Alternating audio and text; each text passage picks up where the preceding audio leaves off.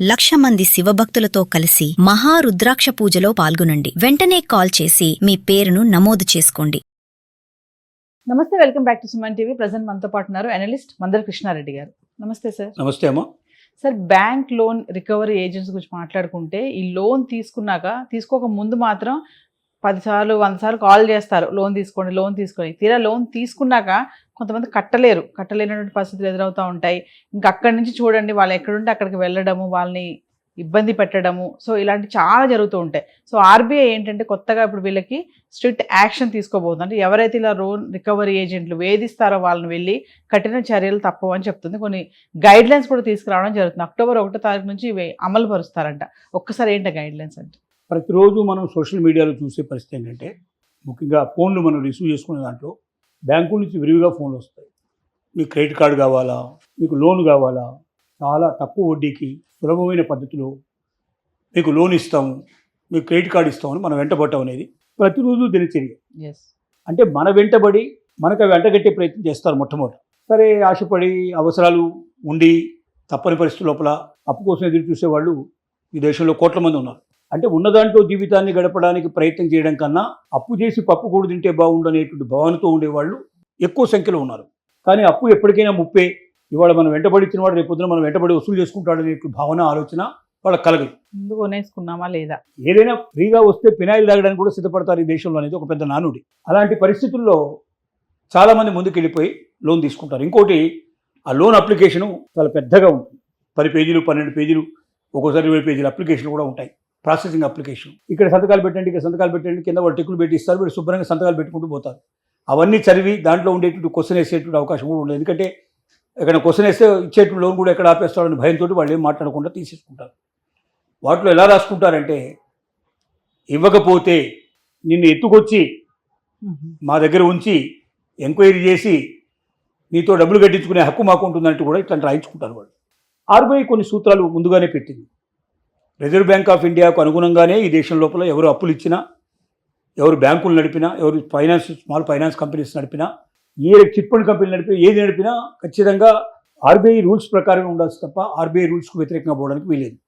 RBI రూల్స్కు వ్యతిరేకంగా ఎవరైనా ఏదైనా అప్లికేషన్ ఫామ్ తయారు చేసినా, లేక ప్రాసెసింగ్ అప్లికేషను వాళ్ళు అగ్రిమెంట్ లాంటివి తయారు చేసినా, అది చట్టానికి విరుద్ధమైనటువంటి విషయం అనేది గ్రహించుకోవాలి.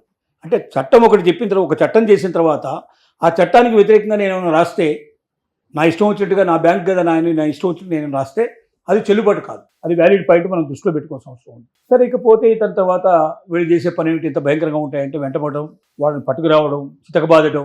తర్వాత ఈ మధ్యకాలంలో కొంతమంది అయితే ఈ ఆన్లైన్ లోపలే ప్రాసెసింగ్ చేసేసి 5,000, 10,000, 20,000 ఇచ్చేసి వాళ్ళ ఫోటోలు ఇట్లా అన్నీ తీసుకొని, వాళ్ళ బంధువులకు సంబంధించిన అన్ని మొత్తం అందరికి సంబంధించినటువంటి సోషల్ మీడియాకి సంబంధించిన అకౌంట్స్ అన్ని తీసుకొని వాళ్ళని మార్ఫింగ్ చేసినటువంటి ఫొటోసు నగ్నంగా పంపించేసి వాళ్ళ జీవితాలతో ఆడుకున్నటువంటి సంఘటనలు, ఆత్మహత్యలు చేసుకున్న సంఘటనలు కొల్లలుగా జరిగాయి.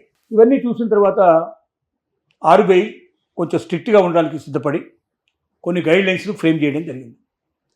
ఈ గైడ్ లైన్స్ని అక్టోబర్ 1 తర్వాత దీన్ని అమలు చేయడానికి సిద్ధంగా ఉంది. వీటి లోపల ఏంటంటే, చిన్న బ్యాంకులు రావంటున్నారు, అంటే కొంచెం మినహాయింపిస్తున్నారు. లోకల్ బ్యాంకులు రావంటున్నారు, తర్వాత స్మాల్ ఫైనాన్స్ కంపెనీస్ రావంటున్నారు. ఎక్కువగా వేధించేది వీళ్ళే. ఎక్కువగా వేధించే స్మాల్ ఫైనాన్స్ కంపెనీ వాళ్ళు ఎక్కువ బాధిస్తారు. ఎందుకంటే వేధిస్తారు వాళ్ళు, ఎందుకంటే వడ్డీ రేట్ తక్కువ ఉంటుంది వాళ్ళది. ఇచ్చే టైం కూడా 1 month, 2 months, 3 months అట్లా ఇస్తారు వాళ్ళు. 1 year లోపల ఉండేటువంటి వడ్డీలో ఇస్తారు వాళ్ళు. తక్కువ పీరియడ్కి ఇస్తారు, తక్కువ వడ్డీకి ఇస్తారు. ఇవ్వకపోతే వెంటబడి వేధిస్తారు, కాల్చు తింటారు. వీళ్ళని కాదంటే చాలా ఎక్కువ భాగాన్ని మనం లాభపడే వాళ్ళు పోగొట్టుకున్నట్టే లెక్క, ఒక రకంగా చెప్పాలంటే. సరే, మిగతా బ్యాంకుల్లో కూడా కొన్ని అక్రమాలు విపరీతంగా జరిగినాయి. కొంతమంది కిడ్నీస్ కూడా వాళ్ళని తీసుకెళ్ళి ఆపరేషన్ చేయించి కిడ్నీస్ అమ్మేసి ఆ డబ్బులు తీసుకొని వాడికి 10వ పరకు వాడి చేతిలో పెట్టి పంపించిన సంఘటనలు కూడా ఉన్నాయి. అంత భయంకరమైన సంఘటనలు జరిగాయి. రికవరీ ఏజెంట్స్ అంటే ఏదో ఒక పద్ధతిలో వాడి దగ్గర రికవరీ చేసుకోవాలి. వాడి దగ్గర ఏమీ లేదు, మరి ఆస్తి లేదు, సంపాదన లేదు, కట్టగలిగే పరిస్థితి లేదు, ఏం చేయాలి? ఇంకొక రకమైనటువంటి వాళ్ళు కూడా తయారైనారు. విజయవాడ లాంటి ప్రాంతాల లోపల మనకు అనేక సంఘటనలు మనకు వెలుగులోకి వచ్చాయి.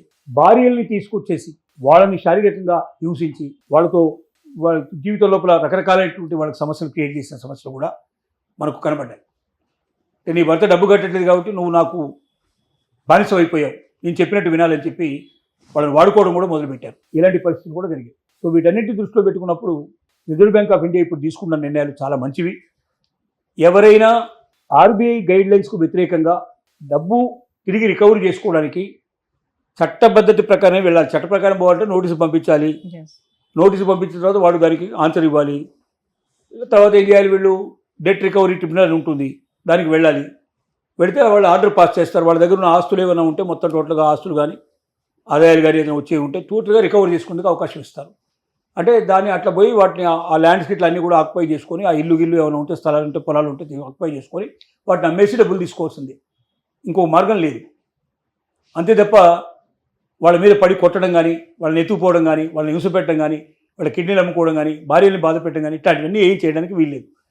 ఇవి స్ట్రిక్ట్గా వస్తాయి రూల్స్ అక్టోబర్ 1 తర్వాత ఎవరైనా దానికి వ్యతిరేకంగా ప్రవర్తిస్తే వాళ్ళని ఖచ్చితంగా వాళ్ళ మీద యాక్షన్ తీసుకోవడం, ఆ బ్యాంకుల్ని క్యాన్సిల్ చేయడం, వాళ్ళకి సంబంధించిన లైసెన్స్ రద్దు చేయడం, ఇవన్నీ కూడా చేయడానికి సిద్ధపడుతున్నందుకు ఆర్బీఐ ముందుకు వస్తుంది. ఇదంతా బాగానే ఉంది, కానీ ఆర్బీఐ మరొకసారి ఆలోచించాల్సింది అంటే స్మాల్ ఫైనాన్స్ కంపెనీస్ని కూడా దీంట్లోకి తీసుకురావాలి, లోకల్ బ్యాంక్స్ను కూడా దీంట్లోకి తీసుకురావాలి. ఎందుకంటే వాళ్ళే ఎక్కువగా ఇలాంటి వాటికి పాటుపడుతుంటారు. కాబట్టి వాళ్ళ నుంచి 50% పీపుల్ వాళ్ళే ఉన్నారు. కాబట్టి వాళ్ళ నుంచి కూడా రక్షణ కల్పించాల్సిన బాధ్యత ఆర్బీఐకి ఉంది. కాబట్టి సీరియస్గా తీసుకొని చేసే పనిని పూర్తిగా చేస్తే చాలా సహకారంగా ఉంటుంది, ప్రజలకు ఎంతో మేలు జరుగుతుందని మన విజ్ఞప్తి. Thank you.